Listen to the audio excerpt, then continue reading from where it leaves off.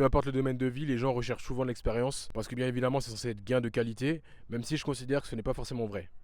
Beaucoup de personnes pensent avoir l'expérience parce que en général lorsqu'on parle d'expérience on parle de longévité, sauf qu'il y a des personnes qui font 10 fois la même année, alors qu'il y a des personnes qui arrivent à faire 10 ans en une seule année. Ce que je veux dire par là, c'est que si tu ne te remets pas en question à chaque fois que tu fais quelque chose, ce n'est pas de l'expérience que tu engranges, c'est simplement du temps. Et engendrer du temps dans un domaine, ce n'est pas forcément engendrer de l'expérience dans ce domaine-là. Il y a des personnes, elles sont incompétentes, elles sont inexpérimentées, même si ça fait des années, des années, des années, même après une vie s'il le faut, qu'elles ont été dans ce domaine-là. Ce que je veux dire par là, c'est que il faut faire preuve de sagesse plutôt que d'expérience. Lorsqu'on fait preuve de sagesse, on fait preuve de recul.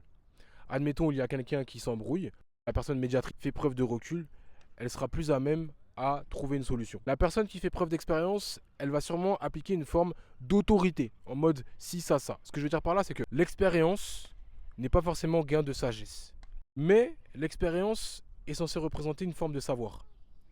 Mais le savoir sans transmission est inutile.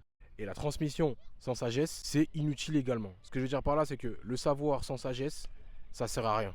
Et l'expérience sans sagesse, ça sert également à rien. Lorsqu'on parle d'expérience en soi, on parle de sagesse. L'expérience est utile uniquement s'il y a une forme de transmission.